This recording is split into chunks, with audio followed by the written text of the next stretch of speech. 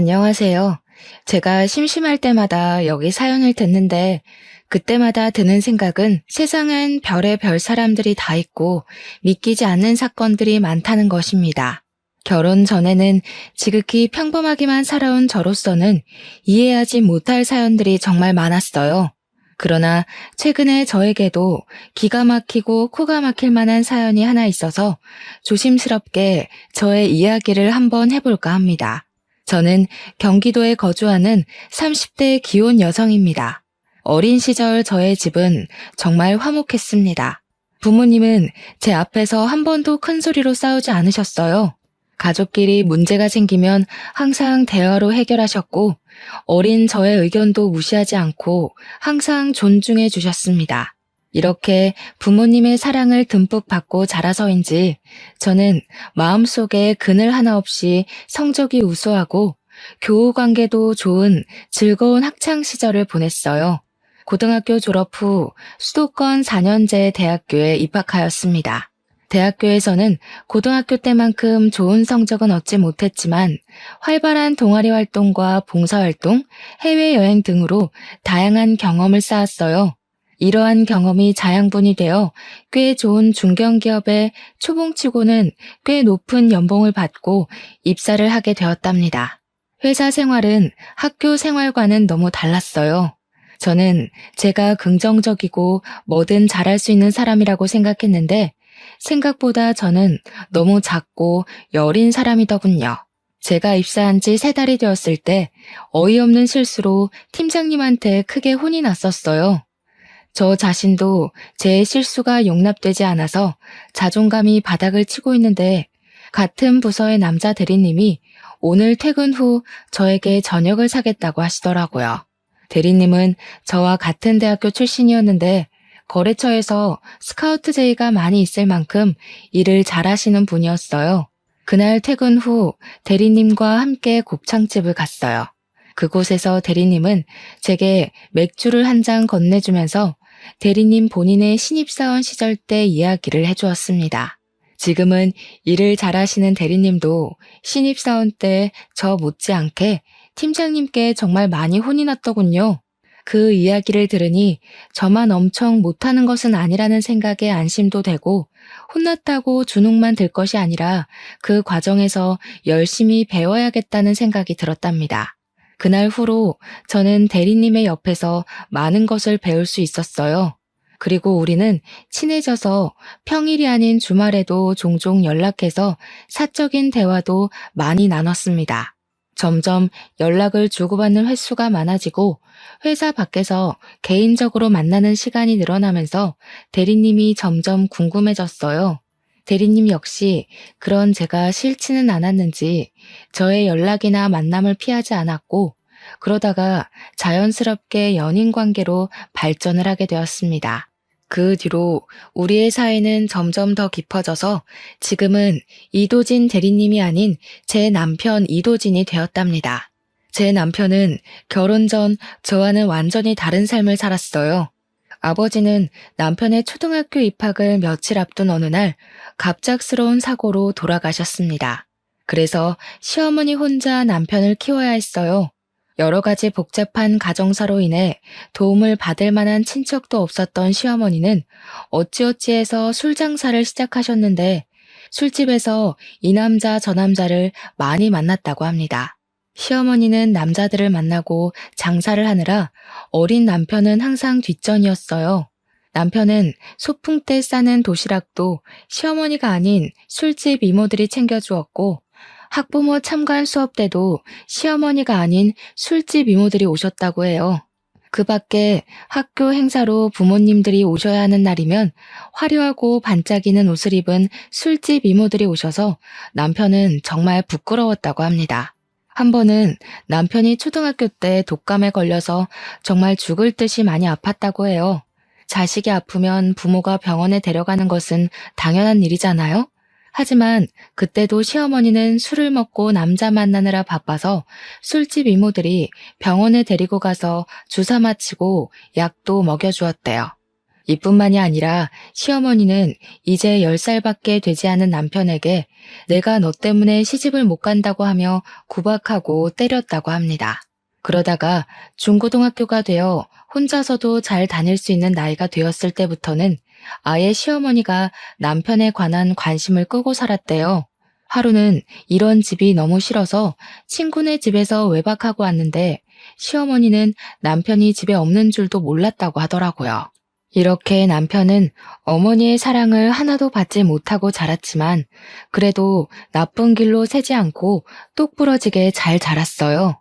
고등학교를 졸업 후 대학교 갈 때도 자신의 성적보다 낮춰서 전액 장학금을 받고 입학했답니다. 대학교에서도 생활비 한 푼 주지 않아서 식당, 주유소, 과외 등 모든 분야의 아르바이트를 했다고 해요. 남편은 20살 이후로는 시어머니께 용돈은 고사하고 따뜻한 밥상조차도 받아본 적이 없었답니다. 그렇게 자라서 그런지 남편은 시어머니에 대한 정이 하나도 없어요. 남편과 어머니는 서로 연락도 잘하지 않고 남남처럼 지냈습니다. 그래서 저는 남들이 흔히 말하는 시부모로 인한 스트레스는 모르고 살았어요. 그저 저와 남편 둘이서만 아주 행복한 신혼생활을 보냈죠.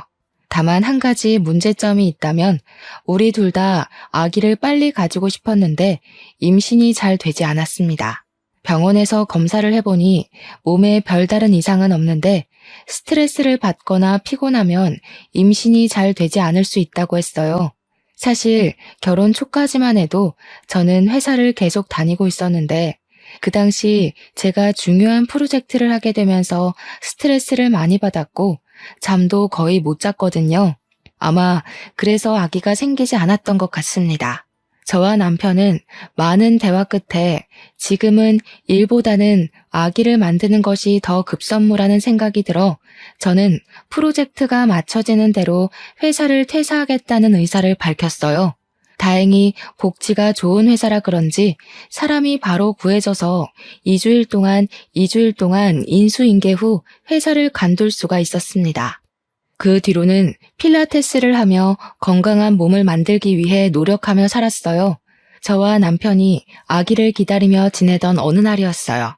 회사를 다녀온 남편이 시어머니가 새로운 남자분을 만나 결혼을 한다는 것입니다. 두 분 다 나이 들어서 하는 재혼이니 정식으로 결혼식을 하지는 않고 그냥 친척과 가족, 가까운 지인들만 모여서 식사만 한다고 하셨습니다. 솔직히 저는 이런 시어머니의 행동이 이해가 가지 않았어요. 아무리 나이 들고 하는 재혼이라고 해도 가족들에게 소개도 하지 않고 결혼을 한다고 통보를 하는 것이 좀 그렇더라고요. 이런 부분에 대해 남편에게 이야기했더니 남편은 원래 어머니랑 거의 대화를 하지 않고 살았다면서 그냥 원래 이렇게 남남처럼 살아왔으니 이해해달라고 했습니다. 저는 내심 제게 시아버지라는 존재가 생긴 것에 대해 기대가 되었어요. 흔히들 며느리 사랑은 시아버지라고 하잖아요. 제 주변에 시아버지의 사랑을 듬뿍 받는 친구들이 꽤 있었거든요. 그리고 어릴 때 제가 엄마한테 크게 혼이 났을 때마다 저를 달래주고 엄마는 절대 허락하지 않은 불량식품을 사주셨던 분이 바로 아빠이셨어요. 저는 이런 우리 아빠의 모습을 생각하며 시아버지가 생긴 것이 뭔가 제 편이 생긴 것처럼 정말 좋았답니다. 처음에는요. 시간이 흘러 시아버지를 처음 뵙기로 약속한 날이 되었어요. 시아버지는 군인 간부 출신이시라 그런지 자기 관리도 엄청 철저하신 것 같았고 몸도 아주 건강해 보이셨습니다. 저와 남편은 시아버지가 조금 딱딱하기는 해도 시어머니가 혼자 계시는 것보다 함께 계시는 것이 좋을 것으로 생각했습니다. 시아버지 역시 저와 남편을 좋게 보셨는지 호탕하게 웃으시며 아주 화기애애하게 첫 만남을 마쳤습니다. 시아버지를 처음 뵙고 나서 한 달이 지났어요. 시아버지는 아들 부부가 어떻게 사는지 궁금하다고 한번 오시겠다고 하셨습니다. 저 역시 시아버지한테 우리 집을 보여드리는 것이 맞는 것 같아서 주말에 오시라고 했어요. 그리고 주말이 되어 시아버지와 시어머니가 함께 오셨습니다. 결혼식 식사 자리에서는 잘 몰랐는데 두 분이 나란히 서 계시니 정말 잘 어울리더라고요. 시아버지는 집에 오시더니 집이 너무 좋다고 칭찬을 하셨습니다. 사실 이 집은 결혼하기 전에 제 아빠가 로또에 당첨이 돼서 그 당첨금으로 장만해줬던 집이었어요. 남편과 결혼할 당시 신혼집을 구해야 하는데 저희가 가진 자금으로 마음에 쏙 드는 집을 구할 수가 없었습니다. 시어머니는 절대 지원을 해주지 않겠다고 하시고 친정 부모님께 도움을 받으려면 받을 수도 있었지만 저희는 우리의 힘으로 시작을 해보고 싶었어요. 그래서 그냥 제가 살던 집을 리모델링하고 이곳에서 신혼을 시작했죠. 지금 이 집이 회사 친정과도 가깝고 대형마트, 병원은 물론 각종 편의시설도 다 주변에 있어서 위치상으로는 최적이었거든요. 아파트가 구축인 것이 단점이라면 단점이지만 내부를 다 뜯어고치니 새집 같았습니다. 게다가 방은 3개나 되고 화장실도 2개나 있고 여름에는 시원하고 겨울에는 따뜻하답니다. 시아버지는 시어머니가 정기적으로 다니는 병원과도 가깝고 마트며 뭐가 다 있다면서 너무 좋다고 칭찬을 계속하셨습니다. 저는 시아버지와 대화를 나누다가 점심시간이 되어 식사 준비를 했어요. 집에서 모든 실력을 다 발휘하고 싶었으나 사실 제가 요리를 잘하는 편은 아니라서 메인 요리만 제가 하고 밑반찬은 반찬 가게에서 주문해서 음식을 차렸습니다. 시아버지는 제 상을 보더니 며느리 밥상을 다 받아봐서 좋다면서 이거를 다 제가 준비한 거냐고 물으셨어요. 저는 솔직하게 밑반찬만 반찬 가게에서 샀다고 말씀드렸습니다. 그럼 시애비를 처음 보는 자리인데 직접 음식을 만든 게 아니라 반찬 가게에서 주문해서 한 거야? 직접 한 것도 아니고 조금 실망이구나. 다음부터는 음식 직접 하도록 해라. 아니다. 아까 오는 길에 보니까 이 앞에 요리학원 있던데 내가 등록해 줄 테니 가서 음식 좀 배워. 요새는 집에서 밥 많이 안 먹어서 차라리 반찬 가게에서 사는 게 더 비용도 저렴하고 이득이에요. 그리고 이 사람도 집에서 이것저것 하고 있어서 요리 배울 시간 없습니다. 시아버지는 제게 실망한 표정을 지으며 요리를 잘하지 못하면 배우라고 하셨어요. 남편은 요리학원에 다닐 시간 없다고 이야기해 주었지만 저는 솔직히 요리에 관심은 있는데 손맛이 없어서 한번 배워보고는 싶었습니다. 그래서 시아버지한테 요리를 배워볼 테니 요리학원을 등록해달라고 했어요. 지금 생각해보면 그때 괜히 이런 말을 해서는 안 되는 거였는데 눈치가 없던 저는 요리학원을 등록해주신 시아버지께 너무 감사하며 이런 게 바로 며느리 사랑이라고만 생각했었네요. 그리고 며칠이 지났어요. 요리학원을 마치고 집에 가는데 시아버지가 저한테 전화해서는 자신에게 아들과 며느리가 생겼으니 함께 정을 나누며 살고 싶다고 하셨습니다. 솔직히 남편이 시어머니와 돈독한 정이 있는 것도 아니고 시아버지는 이제 막 안 사이인데 같이 살면 얼마나 불편하겠어요. 게다가 저는 아기를 준비한다고 집에서 쉬고 있는데 만약에 같이 살면 저는 시부모님과 하루 24시간 내내 붙어 있어야 했습니다. 우리 부모님도 아니고 시부모님과 온종일 같이 있을 생각하니 정말 생각만 해도 숨이 턱턱 막히더라고요. 일단 남편과 이야기를 해보겠다고 하고 전화를 끊었습니다. 그리고 그날 저녁 퇴근한 남편에게 시아버지가 같이 살고 싶다고 하시는데 남편은 어떻게 생각하는지 물어봤어요. 남편 역시 저와 같은 말을 하더라고요. 우리는 시부모님과 절대 같이 살지 못한다고 하고 시아버지는 그 뒤로도 종종 우리와 같이 살고 싶다고 하셨습니다. 하루는 주말에 남편과 집에 있는데 시아버지한테 전화가 왔어요. 지금 접촉사고가 나서 병원에 입원해 있다는 것이 아니겠어요? 우리는 깜짝 놀라 시아버지가 알려주신 병원으로 달려갔습니다. 그런데 시아버지와 시어머니는 병원복만 입었지 아주 잘 걸어 다니시고 멀쩡해 보이셨어요. 상황을 들어보니 경차가 뒤에서 살짝 박았는데 지금은 아픈 것은 없지만 교통사고 후유증이 있을 수도 있어서 이참에 검사를 다 해보겠다고 입원해 계셨던 것이었습니다. 저와 남편은 큰 사고가 아니라서 정말 다행으로 생각했어요. 그리고 주말이 지나 월요일이 되었습니다. 남편은 출근하고 저는 혹시나 하는 마음에 시부모님이 입원해 계시는 병원에 갔어요. 병원에 도착하니 부모님은 각종 검사를 하고 계셨는데 아주 건강하셨고 그냥 근육이 놀란 정도라서 별일 없으면 일주일 후에 퇴원해도 되겠다고 했어요. 그 후 일주일 동안 저는 집에서 병원을 왔다 갔다 하며 시부모님 상태를 확인했는데 병원 밥도 잘 드시고 두 분이 산책도 자주 하시며 아주 건강해 보이셨습니다. 다행히 별탈 없이 일주일 후에 두 분은 퇴원했고 그날이 주말이라 남편과 저는 시부모님을 모시고 일단 우리 집에 왔습니다. 그런데 시아버지가 노인네 둘이서만 집에 있으면 언제 또 어떻게 아플지 모르니 이 집에서 당분간 있겠다고 하시는 게 아니겠어요? 그러면서 병원에서는 멀쩡해 보였는데 갑자기 허리와 다리가 아프고 온몸이 다 쑤신다고 하시는 겁니다. 저는 솔직히 정말 싫었지만 그래도 나이 드신 분이 이러시는데 지금 당장 나가라고 할 순 없잖아요. 그래서 저와 남편은 마지못해 며칠만 집에 계시라고 했습니다. 그 뒤로 우리는 시부모님을 모시고 아주 불편한 생활을 시작했어요. 시아버지는 오랜 세월 군인 간부로 생활해서인지 직접 하는 것보다는 명령하는 것이 익숙하시고 뭐든 칼같이 해야 했습니다.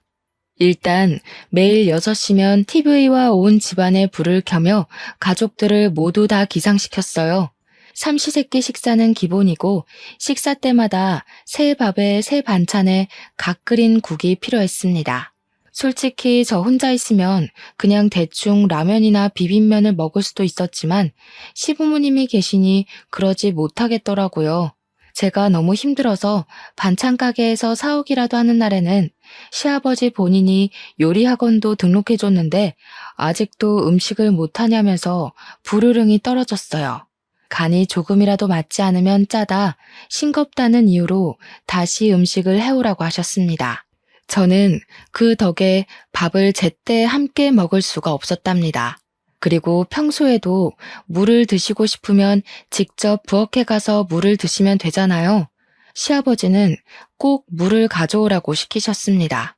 하루는 너무 짜증이 나서 제가 못 들은 척하고 그냥 있었거든요. 그랬더니 정말 5분이든 10분이든 끝까지 떠오라고 하셨습니다. 또 엄청 깔끔을 엄청 떨어서 매일 청소를 하지 않으면 난리가 났어요.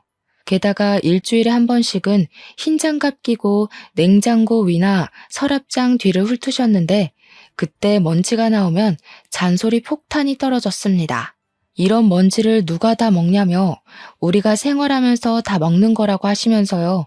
그리고 뭔가 성질이 날 때는 꼭 거실 서랍을 한 번씩 다 뒤집어서 정리를 시키셨습니다. 신발과 수건도 무조건 정확한 각오로 정리되어 있어야 했죠. 조금이라도 흐트러진다면 사람이 정신 상태가 글러먹었다면서 잔소리를 그렇게 해댔죠. 그런다고 시아버지가 하는 것도 아니에요. 무조건 제가 다 해야 했죠. 만약에 하지 않는다면 온종일 쫓아다니면서 잔소리를 하셨답니다. 이런 생활이 너무 답답해서 남편이 출근과 동시에 집을 나가려고도 했고 회사를 다시 구하려고 했지만 갓 결혼하고 임신 준비 중인 저를 채용하려는 회사가 없더라고요. 그런다고 매번 나가 있자니 돈도 돈이었고 마땅히 갈 곳도 없었습니다. 친정에 가 있을까도 생각했지만 매일 가면 부모님이 걱정하실까봐 그러지도 못했네요. 그리고 시아버지는 밤 10시가 되면 주무셔야 한다고 불을 꺼버렸습니다. 근데 밤 10시 이후에 재밌는 TV 프로그램이 정말 많잖아요.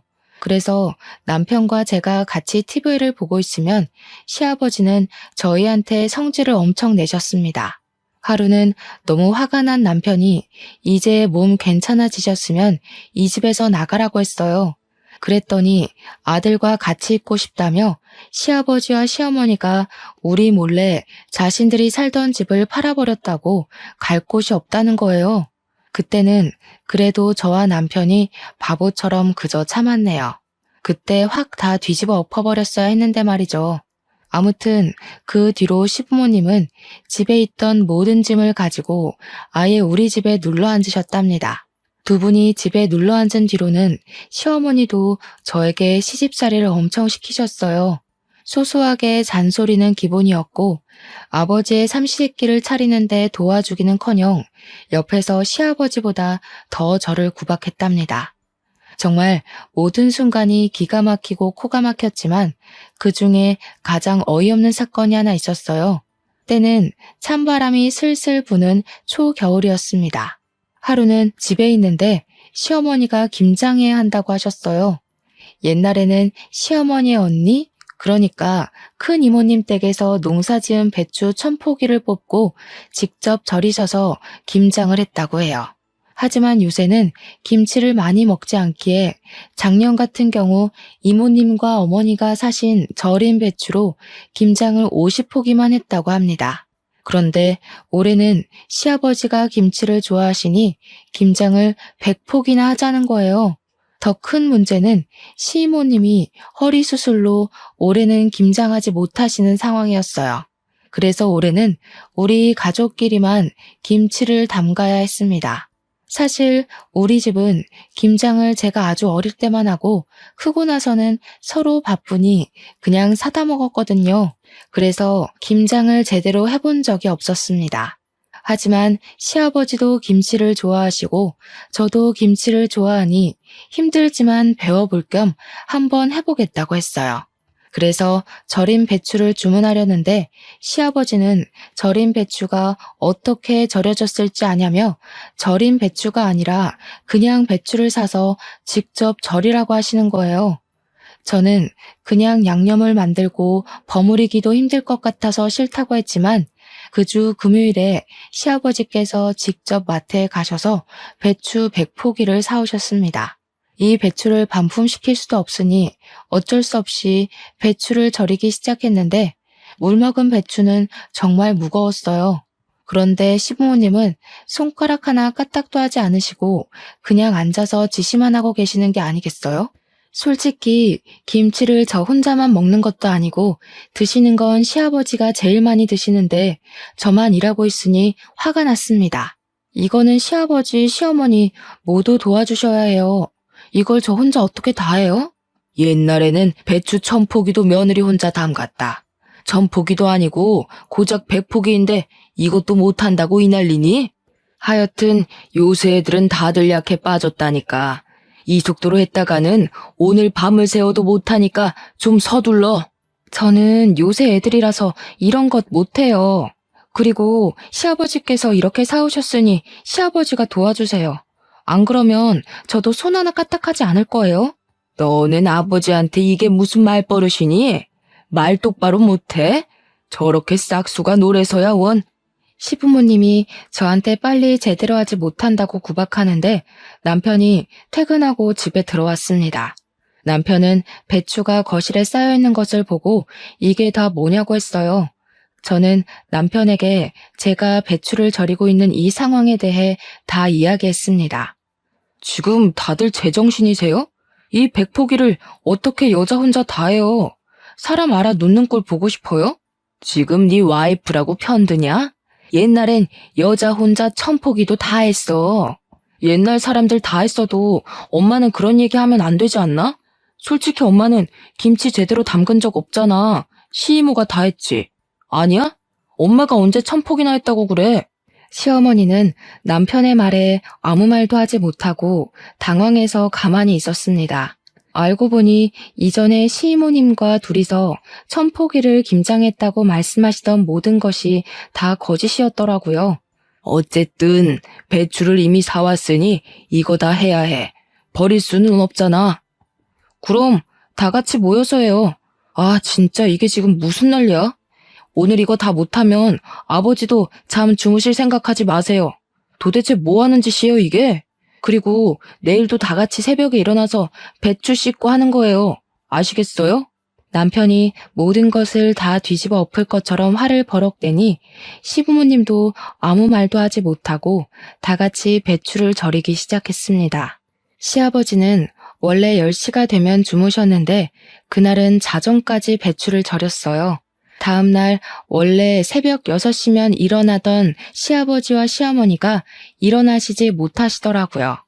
저와 남편이 깨우려고 들어가니 두 분은 몸살이 났다고 끙끙 앓는 소리만 하셨습니다. 절대 일어나지 않으시길래 불을 켜고 일어나실 때까지 기다렸어요. 아침 9시가 되자 그제야 시부모님이 나오셨습니다. 뭐야? 너희끼리 먼저 시작했어야지. 아직도 안 했어? 우리는 잘 먹지도 않는 김치 저 사람이 먹는다는 이유로 지금 이렇게 하는데 굳이 우리가 먼저 시작해야 해? 당연히 먹을 사람이 해야지. 아니야? 너 지금 설마 나 들으라고 하는 소리냐? 당연한 거 아닌가요? 아, 빨리 시작해요. 지금 누구 때문에 이 괴고생을 하는데. 남편의 닭달에 시아버지는 전날 소금물에 절인 배추를 온종일 씻어냈고 저와 시어머니는 부엌에서 김치 양념을 만들었습니다. 절인 배추에 양념을 버무려야 하는 다음 날에도 시부모님이 늦게 일어나시길래 우리는 일부러 일어나실 때까지 기다렸다가 시작했어요. 시부모님이 3일 연속 김장을 하니 몸살이 제대로 나서 아예 일어나지 못하셨습니다. 처음에는 화만 내던 남편이었지만 그래도 부모님이라고 월요일에 반차를 쓰고 시부모님을 데리고 병원에 다녀왔네요. 혼돈의 김장 사건이 지나고 시간이 흘러 12월 마지막 날이 되었습니다. 원래는 10시만 되면 주무시던 시아버지가 새해맞이 카운트다운을 봐야 한다며 잠을 주무시지 않더라고요. 시어머니는 그런 시아버지에게 술상을 차려드렸는데 시아버지는 술에 취해서 결국 자정이 되기 전에 거실에서 잠이 드셨습니다. 시아버지를 깨워도 일어나지 못하시길래 어쩔 수 없이 거실에 두고 우리는 우리 방에 들어가서 잠을 잤어요. 그러다가 새벽이 되었습니다. 뭔가 이상해서 눈을 떠보니 시아버지가 비틀거리며 우리 방에 들어와서 남편 옆에 눕는 것이 아니겠어요? 저는 깜짝 놀라 남편을 깨웠습니다. 남편도 옆에 누운 시아버지를 보고 깜짝 놀라 소리 지르며 불을 켰어요. 아버지, 지금 이게 뭐 하는 짓이에요? 잠결에 모르고 여기 왔다. 이게 그렇게 화낼 일이야? 성인 부부의 침실에 이렇게 함부로 막 들어오시면 어떡해요? 당장 나가요, 나가. 우리 방에서 큰 소리가 나자 시어머니도 주무시다 깨셔서 오셨어요. 시어머니는 상황을 보시고는 사람이 살다가 보면 그럴 수도 있지.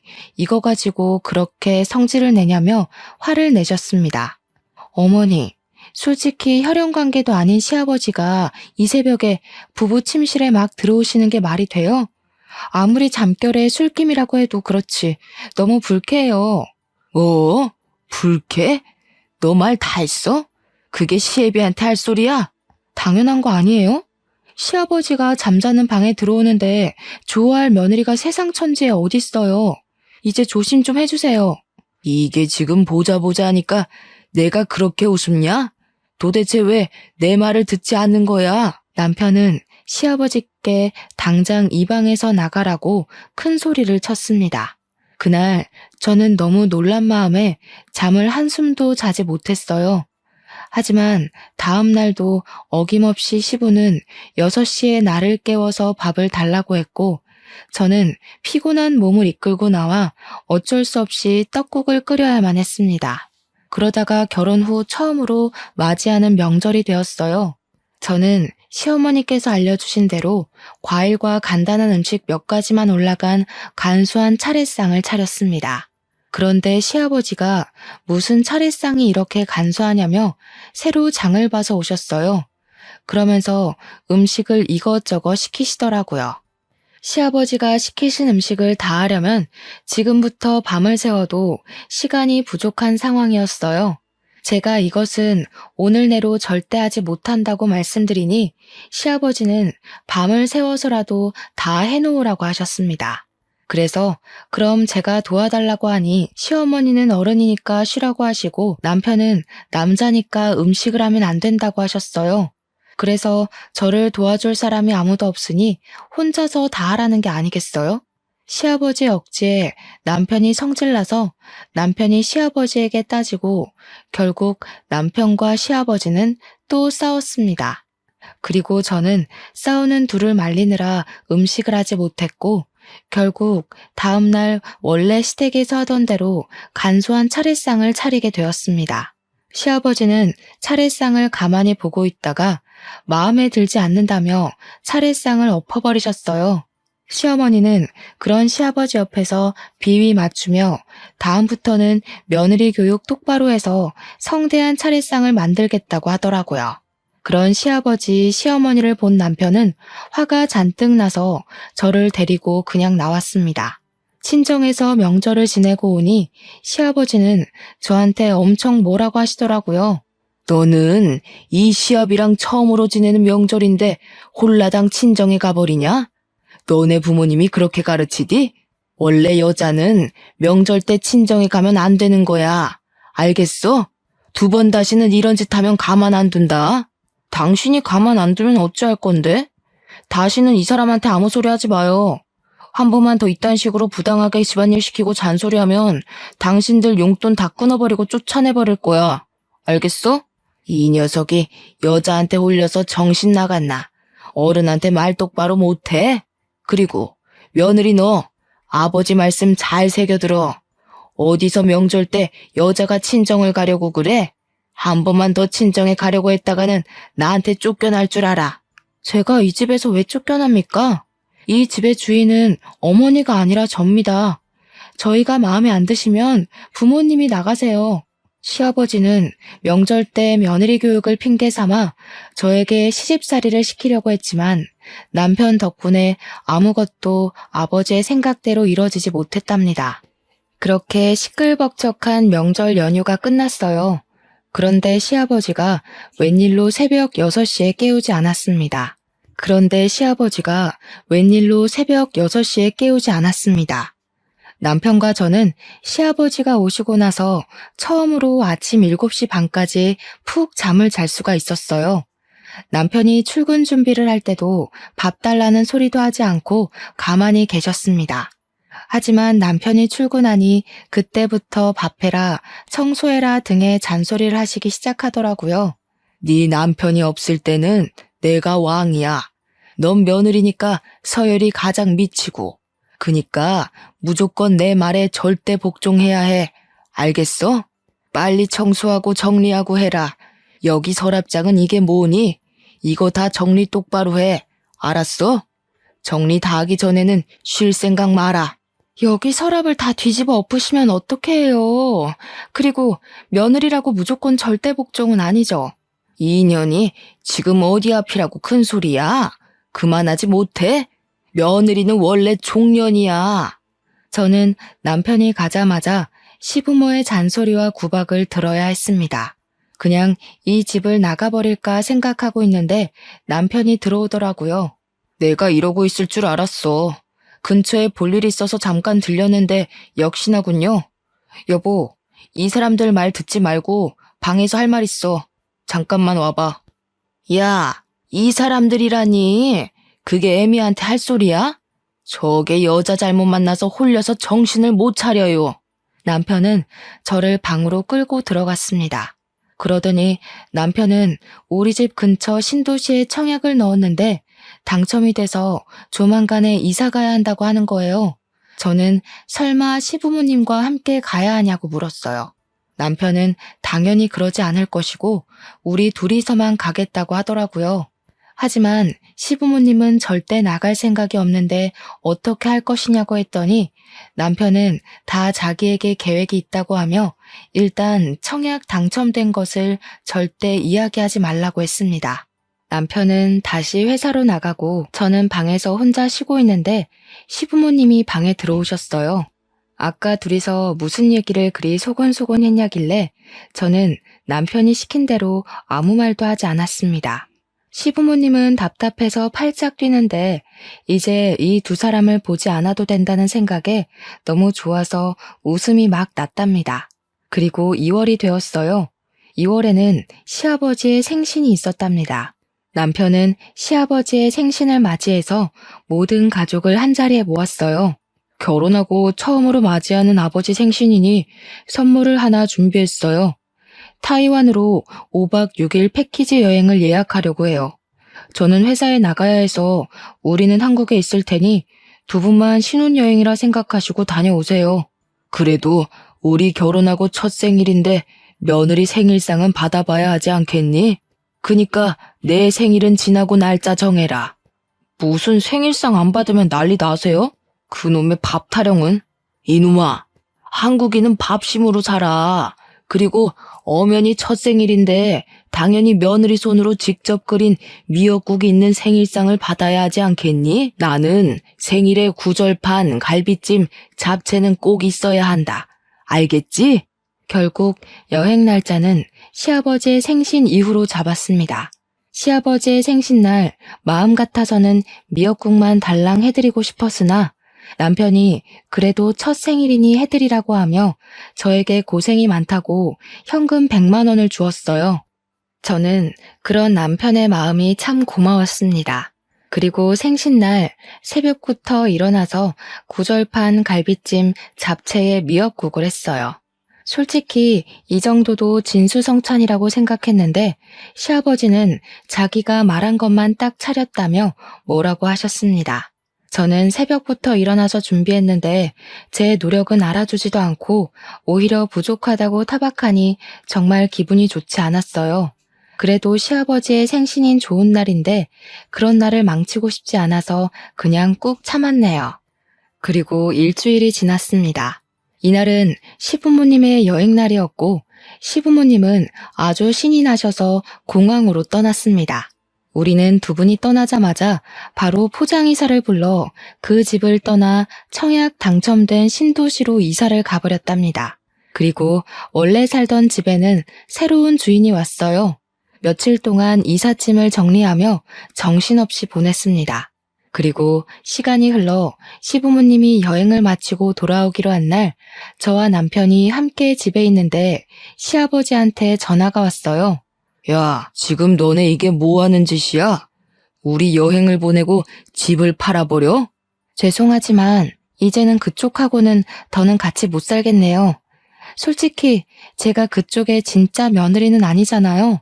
그리고 집이 무슨 군대도 아니고 군대처럼 하나하나 다 명령하고 지시하고 간섭하고 너무 힘들었다고요. 그런다고 어른들을 여행 보내놓고 감히 니들끼리 이사를 가? 너네 지금 어디야? 당장 못 와? 제가 오죽하면 이러겠어요, 오죽하면. 정말 답답해서 살 수가 없어요. 저는 이제 죽었다 깨어나도 두 분 못 모시고 살아요. 시아버지와 시어머니는 당장 오라고 소리를 고래고래 지르면서 난리가 났습니다. 그 소리를 들은 남편이 제 전화를 빼앗아갔어요. 더는 못 참아요. 엄마는 저 어릴 때부터 그놈의 남자의 술에 빠져서 날 쳐다보지도 않고 나이 먹고 결혼한 사람은 자기가 왕이라도 되는 양 이래라 저래라 간섭하면서 제멋대로 행동하고 그게 지금 어른들한테 할 소리야? 내가 너 그렇게 가르쳤어? 이게 여우 같은 년한테 홀려서는 전현 저거 나중엔 내 아들 간 빼먹는 거 아닌지 몰라? 말 가려서 해. 그리고 엄마가 날 언제 가르치기나 했어? 남자한테 빠져서 이 남자 저 남자 만나느라 바빴잖아. 그쪽들 짐은 이삿짐 센터에 맡겨놨으니까 알아서 찾아가세요. 이제 전화 끊습니다. 남편은 전화 그렇게 끊어버리고 시아버지 시어머니 번호를 차단해버렸습니다. 그리고 다음날, 그날은 토요일이었어요. 남편이 잠깐 마트에 가고 집에 저 혼자 있는데 누가 문을 3개 두드리더라고요. 보니까 시부모님이 어떻게 알고 우리 집에 오신 거예요. 시아버지는 여기에서 사는 거 다 안다며 나오라고 소리를 치셨는데 하도 시끄럽게 하셔서 어쩔 수 없이 일단 문을 열었습니다. 문을 열자마자 시부모님이 집에 막 들어오시더라고요. 야, 너네는 어른에 대한 공경 예의 따위는 몰라? 어떻게 사람들이 그래? 아버님이야말로 너무하신 거 아니에요? 막말로 늦은 나이에 아들과 며느리를 얻었으면 어른답게 행동을 하셔야죠. 하나하나 간섭하고 따지고 제대로 하지 못하면 구박하고 그저 받기만을 원하시고 저는 그런 분을 제 아버지로 못 모시겠어요. 이 인연이 말하는 꼬락서니 좀 봐. 뚫린 입이라고 막 뺐네. 이게 지금 네 시아버지한테 할 소리니? 뭘 잘했다고 큰 소리야? 솔직히 이분이 정말 제 시아버지세요? 아니잖아요. 그저 어머니의 남편일 뿐이지 제 시아버지는 아니라고요. 그리고 어머니도 너무하세요. 그동안 제가 시아버지한테 구박당하고 매일 집안일 할 동안 어머니는 뭐 하셨어요? 옆에서 그저 시부 말 잘 들어라, 며느리는 이래야 한다. 그러는 어머니는 며느리 시절 때 그렇게 하셨나요? 내가 시부모님과 한창 싸우고 있는데 남편이 마트에서 돌아왔습니다. 남편은 집에 계신 시부모님을 보고 깜짝 놀라며 이 집은 어떻게 하셨냐고 물었습니다. 썩을 놈, 어떻게 어른들을 그렇게 내쫓을 생각을 해? 당연히 아들이면 모시고 살아야지. 나는 뭐 핏줄도 아니니 그렇다 치고 네 엄마는 잘 모셔야 하지 않겠어? 널 그래도 이 정도로 키워놨는데 말이야. 저는 솔직히 말해서 엄마 손에서 크지 않았어요. 저는 술집 이모들 손에 컸지 엄마의 도움, 보살핌 한 번 받은 적 없다고요.